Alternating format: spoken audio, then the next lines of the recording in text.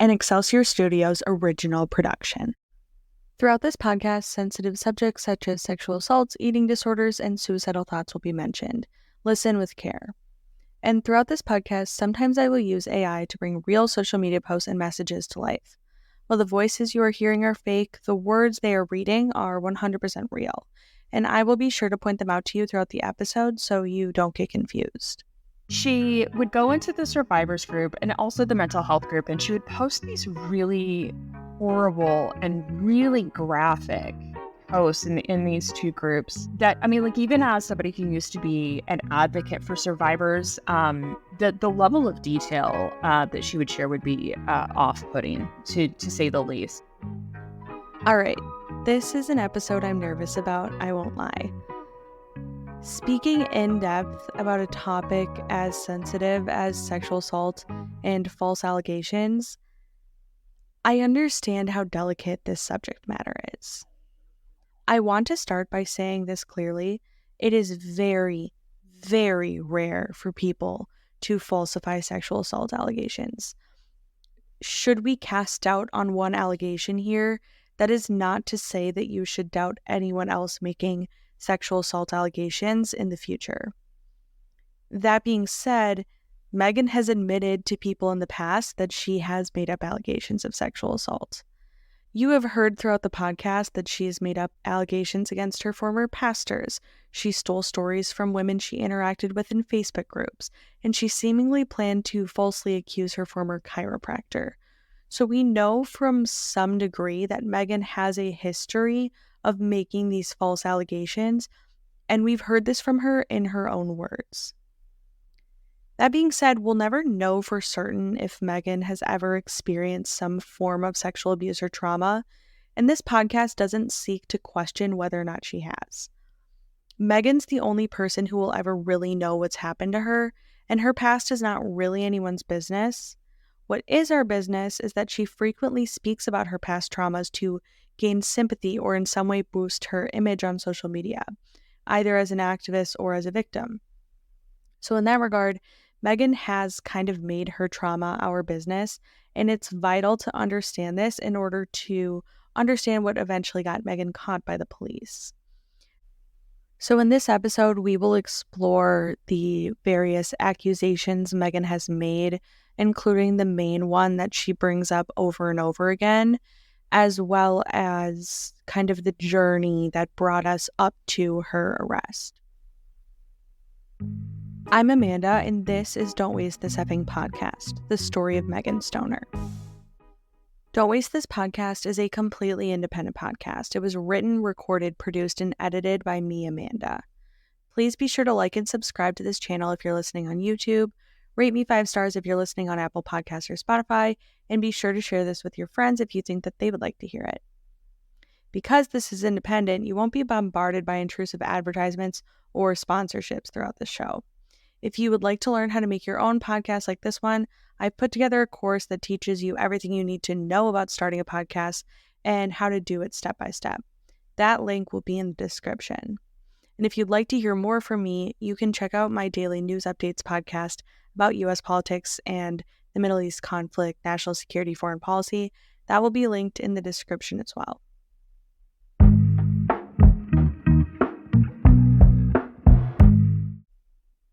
While Megan is known to make wild allegations, and you've heard a bunch of them already in this podcast, the story she tells about the trauma she experienced actually remains pretty consistent.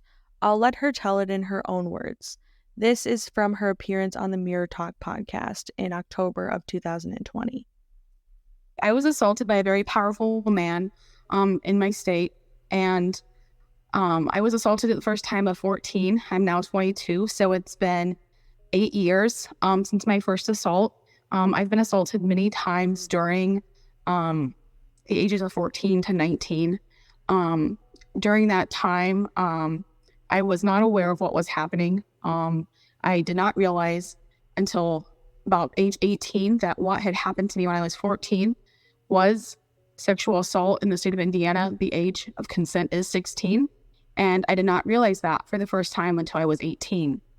I then went through a legal investigation of sorts, in my state. And unfortunately, nothing was ever done about my perpetrator. And ever since then, I've been battling PTSD.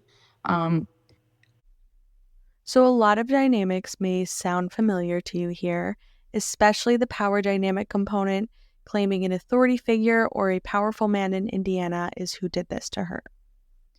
The man Megan is referencing is the former Speaker of the Indiana State House, Brian Bosma. We know definitively he didn't do this because she has admitted that he never did this. So, Bosma, true or not true? Not true. So why would you make the accusation? I don't know. I mean, attention? Yeah. We also know that aspects of her story don't line up when she accuses him, but she did so for years. And her whole story completely falls apart because she says it all happened when he drove her home from an event and the Speaker of the House has a driver. So, no one should come away from this believing that that is true. That is completely false. But she did try to make that, and she made some other references and tried to make some accusations towards some other figures. If you were wondering what got Megan away from working in the State House, I've never been able to confirm this, but it's my suspicion that it was her accusation of Bosma and her problematic attitude in general towards men. We had pastors on our team, and we saw the issues of her getting very, very close to the men and cornering them. And so when all of this came about with all of the sexual abuse, charges or thoughts, of course I'm a woman. I want to believe her. But I saw how she treated these men that I worked with, and we intentionally kept her away from the pastors on our teams because she accused, I believe, that man of rape. And she also worked on his campaign. And so we saw what happened with that. And we saw the wavering on that first sexual abuse accusation. When we saw that, and then we saw her get very, very close, we said, this, don't ever go anywhere alone with this girl. And so they were smart enough to keep away. That's a former mentor of Megan's from her time hanging around the Indiana State House.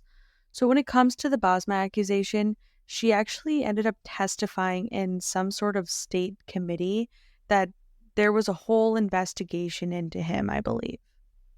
There actually was an investigation carried out that found nothing. She started talking about how she was going to be testifying before the State House in Indiana about the sexual assault she says that she encountered.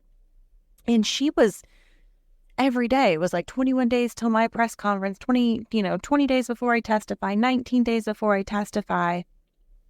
And she's throwing all of these different timelines out and conflicting kind of, not stories, I wouldn't say that, but conflicting bits of information. At first it was like, I'm going to testify, it got delayed because I broke my foot and I have to have surgery. And like, I'm going to testify tomorrow, guys. It got canceled at the 11th hour because they have to have emergency votes to pass a state budget. So, publicly posting on social media does seem to indicate that there was some sort of component to this that she wanted attention. So from a young age, Megan seems to have had this propensity to accuse people of doing awful things where there was no basis. And it seems like while people may have perceived something was off, they did believe her. They used state resources to go through entire investigations, as they should have, because accusations like these should be taken seriously. And like I said on this episode, it is very, very rare for women to lie about this. However, in this case, Megan undoubtedly lied. And even though the investigation found nothing and people knew she was lying, so much so that she admitted she was lying, all the way in 2020, she used the same story and pretended like it had happened in order to get on the podcast. I just think it's so interesting that this young girl by the age of 25 spurred multiple Indiana state investigations on complete fabrications. First, the false sexual assault allegation, and I believe she made multiple allegations against multiple men in the state house. She did actually have an incident of some sexual abuse. I can confirm that. But the Bosma one is the one that most people bring up as notable. And then later there was the allegation with her therapist mentioned in a previous episode where she claimed to work for Governor Holcomb covering up mass suicides during COVID. And this should go without saying, but while this accusation that she uses in the podcast interviews or with people who presumably don't know better isn't true, that doesn't mean that Megan was never abused. We just know that this story is not true. However, abuse comes in many forms. We do know that Megan experienced some form of cyber abuse when she was a teenager. She did actually have an incident of some sexual abuse. I can confirm that. This is Faith, a former friend of Megan's. They met online in a Facebook group around 2016.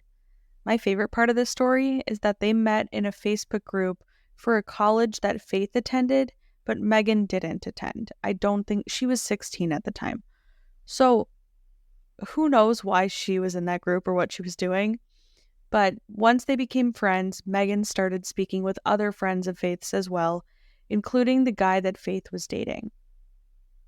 So yeah, she met my friend who was an adult male, and she started telling me that they were talking a lot and very close, and that was really hard to hear because he and I were dating at the time. So she started telling me they were getting really close. I just kind of played it off because we weren't official, and I was saying, you got to be careful because he's an adult and you're not. So then after that, she started telling me what was happening, and it was kind of an awkward relationship, very controlling on both of their parts, I would say, actually. But he asked for pictures and sent pictures. And yeah, so he did eventually confide in me and admit to it. And police were brought in. I ended up having to talk to a state police officer, detective. So I felt betrayed. I felt sad. Like, I'll admit to it, I was basically in love with him. So it was a grieving process for sure. But I was also, I guess, sensible enough to recognize that this was horrifying. He was 20, she was 16. This shouldn't be. So I was hurt, sad, and sickened.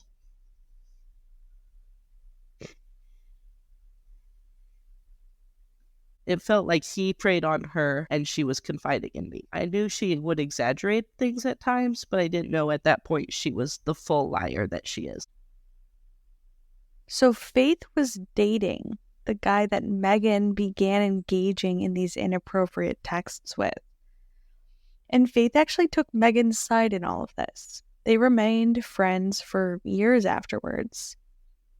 Faith is a bit older than Megan and seemed to feel protective over her. They were both active in volunteering on campaigns and in politics, and Faith, like others, believed Megan was more important in the political world than she actually was. Again, because Megan said that she was. However, things started to turn when Megan began to harass Faith, engaging in behaviors I'm sure you're familiar with by now: Google numbers, impersonating government officials, and weird sexual text messages late at night.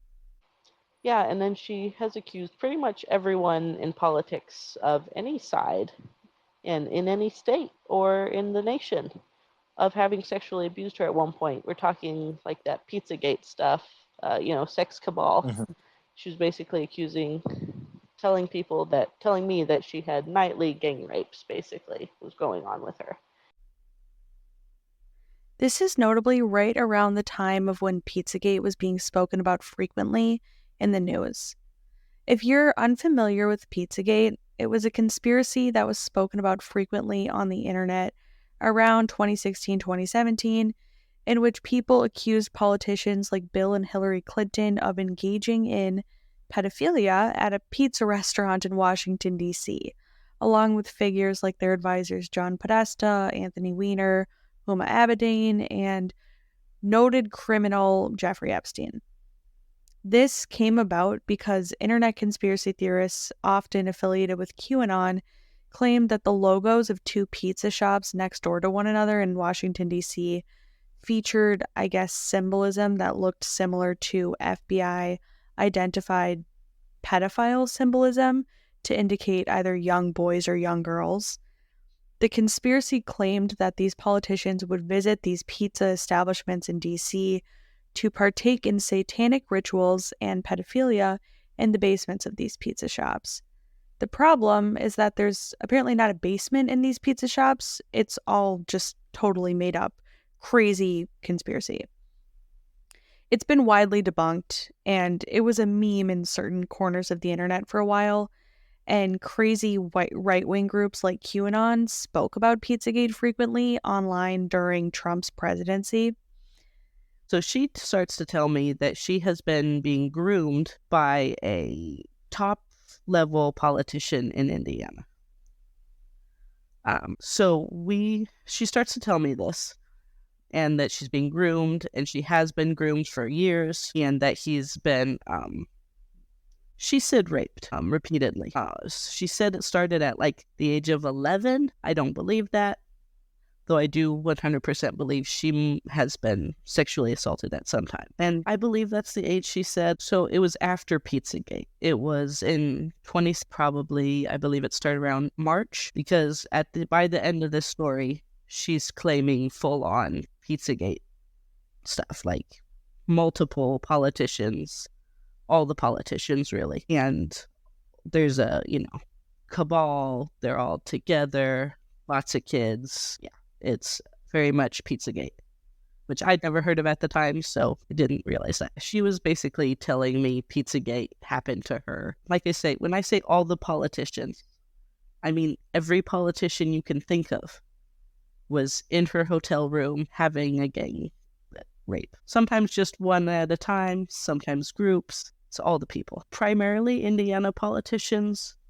but it was also U.S. politicians. It was just mostly the Indiana people because they were local. So when this is all happening, and I partially believed her and partially did not, I was in a position where I was super tired. I switched jobs to a regular schedule, like in the middle of this, with no time to, regulate my sleep schedule. And like I said, I had this previous situation to know that she was telling the truth at that point. So it's the perfect storm. I was basically up from 10 to like 3 a.m. on a regular basis talking to her. She is texting me constantly on her own. I'm at work, she's texting me. I'm with my family, she's texting me. I'm at counseling, and she's texting me all the time. So this is, very constant. And then at one point in this situation, she tells me, and this is where it's kind of messed up, she tells me that she has told her abuser about me. Not that we were talking, but that I was interested in politics and, wanted to get into that world. So she tells me she told him about me. And then I start getting texts. And you can probably tell where things are going from here. We've heard this story time and time again by now. Faith starts receiving dozens of texts from a bunch of different Google numbers claiming to be different politicians, and a lot of the texts are very sexual and very explicit. And Faith was changing jobs at the time. She knew Megan exaggerated stuff, so she didn't fully believe her, but like she said, it was kind of the perfect storm. And looking back, she says she probably entertained it for longer than she should have. But eventually, Faith just stopped responding to these altogether. Another note I want to make, because I've always found it fascinating about this story as an aside, is that Megan was clearly inspired by Pizzagate, and the whole point of that conspiracy was accusing Democrats of engaging in that behavior, and potentially rhino Republicans like the Bushes or the Cheneys. However, in Megan's story, it was prominent Trump advisors and family members, like Donald Trump Jr., Eric Trump, Mike Pence, Mark Meadows, Rudy Giuliani, that were engaging in the Pizzagate-type trafficking ring. I've always said that Megan didn't really speak about policies or anything that she knew about with political involvement. She just knows how to co-opt language to make her seem like she knows what she's talking about, but if you listen long enough, she'll often get a big thing wrong. And in this case, she messes up like the biggest part of the conspiracy. QAnon and the people propagating this thing online were trying to say that Trump and his team were the only ones that could save America from an elite pedophile ring. But in Meghan's story, she puts the Trumps at the epicenter of the conspiracy. So to me, this is just one of those cases where she's clearly smart and convincing to make people listen to her and like speak on the subject, but then she gets a really basic aspect of the conspiracy wrong. Also, again, Faith was a good friend to Meghan. She stood by her side during the inappropriate texting fiasco. And then years later, Meghan would inundate Faith with hundreds of extremely sexually explicit messages claiming to be a high-powered politician using Google Voice numbers. Meghan claimed to be groomed by these politicians, but she seemed to be grooming Faith by supposedly passing along her information to these so-called politicians, which were really just Meghan using Google Voice numbers. I cannot overemphasize how insane that is. I mean, what did Faith do to deserve that type of treatment? It's also important to know that when Faith met Meghan, she didn't think of her as threatening in any way. When I first met her, I mostly had the impression that she was really passionate but very naive. I think this adds to why so many people dealt with Meghan for so long. I've heard this from people over and over again. Meghan came off as a naive girl trying to make friends and a bit clueless as to how to do so, but not as some conniving, sinister pot stirrer. And the way she went about it was off-putting, but people dealt with it because they had sympathy for her. And if you remember the Spice Girls in the second episode, you'll remember that they had a similar feeling. We were really trying to figure out, like, okay, like she's one of us now. Like, is there, how can we help her? And it just became so frustrating and so infuriating. Because again, they were dealing with weird sexual stuff from Meghan too, around the same time. From what I can tell, she didn't implicate them directly as she did with Faith, but she would frequently steal their stories and try to pass them off as her own. She would frequently speak about a boyfriend she didn't have. She would say her therapist was abusive towards her or grooming her. She would take other stories of domestic violence and pass them off as her own. She said that she was working in the Indiana State House and was being abused by her boss or her mentor. And it turned out that she had never worked with or for this person, but they were a more well-known politician in the State House. She also, would post a lot about her therapist, the first name of her therapist, conversations she's had with this therapist, emails she shared with this therapist, all of these things. And then she had a temporary therapist because her regular therapist was out of town, and then her therapist was stalking her. This temporary therapist was stalking her. Like these stories just became like really odd and really strange. And I think kind of like when the thing that kind of tipped us off and made us all kind of like, connect the dots was she would go into the survivors group and also the mental health group, and she would post these really horrible and really graphic posts in these two groups. That, I mean, like, even as somebody who used to be an advocate for survivors, the level of detail that she would share would be off-putting, to say the least. There was a specific instance where she was claiming that she was working with journalists from a prominent Indiana newspaper, and she said they were harassing her. And she said that she received a giant box of tissues with a card saying, "These are for your flashbacks." And she said that this came from the journalists that she was working with. At the time, someone else in the group was in their own journey of working with a journalist who shared their story and was dealing with being harassed for coming forward. And they were receiving weird messages, having really strange interactions. And Megan basically took this person's story and, changed basically who was doing the harassing and, some of these little minor details. Within a day or two of this person's posts. And upon reflection, it became really unnerving as we started to connect the dots, because that was really the situation that we started to notice, like, oh, there's something going on here. There was an instance in the group where somebody had said, hey, I'm, being stalked by my ex-boyfriend. I've done all of these different things. Is there anything else? Has anyone gone through this? Can anybody give me more advice to help kind of settle my heart, kind of thing? And, a day or two later, she's talking about how her temporary therapist is now stalking her in almost the same format in which this other person is sharing their story. And it was really disturbing once we all figured it out. So not only is it absolutely disturbing to steal other people's stories and pass them off as her own, but I just want to highlight this. The Spice Girls stuff was going on at the same time as the Faith stuff. So Megan had two separate people or groups of people, and God knows how many others, wrapped up in these intricate, separate lies she was telling. And a lot of times she was using the narrative of the powerful man in Indiana claim when that investigation had concluded 4 to 6 years prior and found nothing. So again, we've seen this behavior from multiple groups.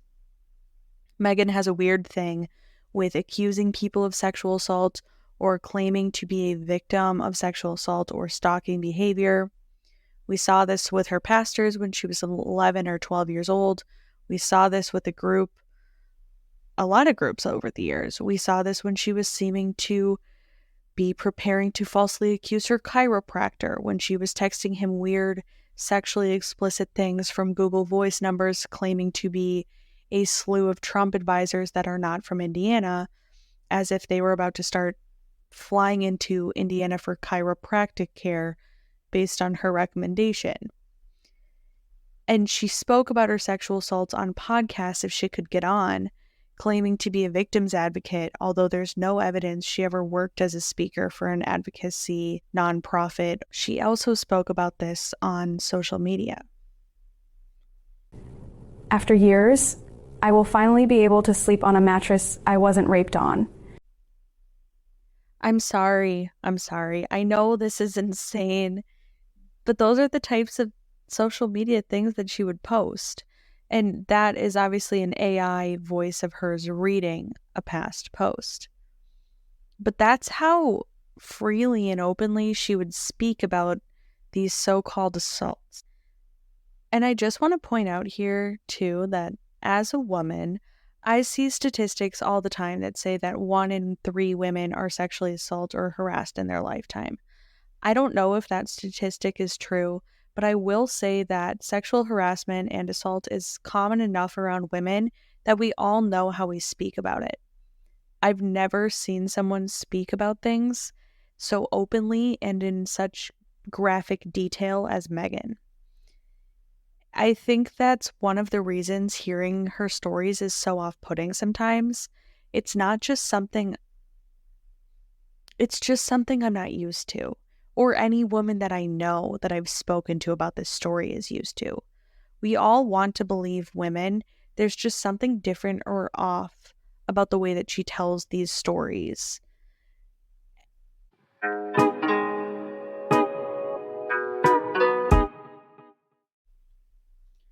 So the natural progression for someone that has experienced a great deal of trauma is to heal from that trauma. And since around mid-2022, a healing journey for her sexual trauma became a focus of Megan's social media posts. And the method she found was, we'll say, interesting. For what it's worth, I've dreaded this episode because I really, really don't want to talk about this. I'm just going to read the definition from Wikipedia.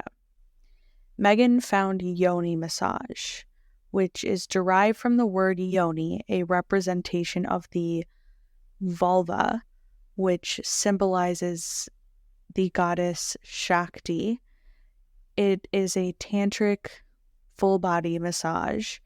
It primarily focuses on the labia, clitoris, G-spot, uterus, the breasts, the anus, and other erogenous zones. Yoni massage is the female equivalent of lingam massage. The massage is viewed as therapeutic and is sometimes used as a method of relieving tension, pain, or general discomfort of the vagina. It has been claimed by some practitioners to be helpful to achieve fertilization, although there is no scientific support for this claim. And there's no scientific support for any of these claims, by the way. But Megan began her involvement with this community around the time she was bouncing from evangelical church to evangelical church, posting about that frequently. So we'd see a post like this. Finally found my new church family. That's AI. And her post directly following her post about church would read something like this. Trying to explain to my male coach why doing body work on my period is a bad idea. Send help. AI as well. I've never heard of an evangelical church that condones this type of, I guess Megan would call it, body work.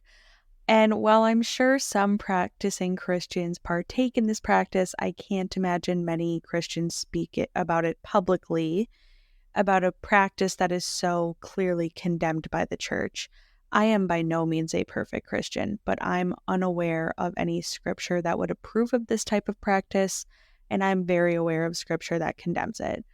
And this isn't to say that I disapprove of this practice or anything, or to tell people what they can and can't do. I'm just trying to say that it's a very, very odd juxtaposition of these two pastimes directly on her timeline next to each other so nonchalantly. And because I had to research this for reasons you'll learn about in episode 9, I'll tell you how these coaches kind of work. It seems like they're mainly concentrated on the East and West coasts. Like I've heard Gwyneth Paltrow and Kourtney Kardashian Barker talk about this practice on Goop and Keeping Up with the Kardashians. While it does not seem to be a profession one needs a license to be able to practice, and therefore there's no patient-client confidentiality agreement, at least that would have to do with HIPAA or something. There seems to be a network of these so-called providers on a few websites like ISTA, where prospective clients sign up and can look up these providers. In the case of Megan, she met one presumably through ISTA called Haribo, like the gummy bears. I reached out to him for comment for this podcast, but he declined. He is based on the East Coast, and it seems like Megan flew him to Indianapolis to provide these services for her, I believe on 1 or 2 occasions. And these practitioners are not cheap at all. In addition to flying him out, she would have to pay to communicate with him, like through text. So Megan was not paying her rent or bills at this time, at least in some part, but she was spending, I'm talking thousands of dollars for sexual healing massages and to communicate with this coach. And again, the story she typically claims happened to her, she has confirmed did not actually happen to her, that she was the trauma she was trying to heal from. It was in her sessions with Haribo that apparently Megan was inspired to write a book about her healing journey, which would be titled Don't Waste This Fucking Session. So that's where I got the name of this podcast, because Megan claims this is something that Haribo said to her while in the middle of one of their healing sessions. And side note, Megan had so many people watching her at the time she was posting about all of this. I don't understand why she didn't just write something and self-publish a book. I am positive people would have bought it. Instead, she just came up with interesting graphic design for the cover art. That will be posted to my Twitter and to the Facebook group. She also wrote a few articles about her healing journey. Here's an excerpt from one of them, read by AI. I thought as an advocate and survivor of sexual assault, I thought I knew all there was to healing until my boyfriend and I tried to have sex. The frustration and tears that came from the experience of me feeling blocked in my own body left me dreading even attempting to have sex. I had begun to look into alternative forms of healing. When it felt therapy wasn't enough, I began a long journey of researching body work and decided to take the most unique approach since traditional methods had not worked for me. The day of the session, I was honestly mentally checked out. It had been a weekend of sorts for me, almost everything that could go wrong. Did I mention that we also had a pipe that busted in the kitchen 24 hours before my session was set to begin? I honestly had decided that morning that I really didn't want to do this. I wanted to back out. I was really nervous and unsure of how things might unfold between my coach practitioner and I that day. When we both arrived to the session, I was incredibly anxious and honestly praying I could just mentally check out like I do during my traditional massage work I've had done or my chiropractic adjustments. I found out very soon that this was about to be the opposite of those experiences, and thank goodness. I've never seen evidence that these were published in an actual magazine or journal, but Megan claimed that they were. If you want to see screenshots, I'll post them on my X account and to the podcast Facebook page. Are you uncomfortable listening to this? Because I'm uncomfortable saying this and compiling all of this together. Look, it's a weird topic. In no way, shape, or form am I trying to make fun of Megan and what she says she's gone through, or the new age practices that she began to participate in.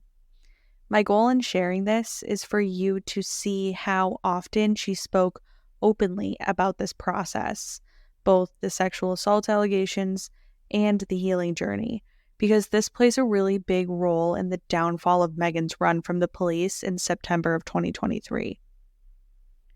So right up until Megan was arrested, this was kind of her deal. She'd post frequently about her sexual healing journey, her church journey.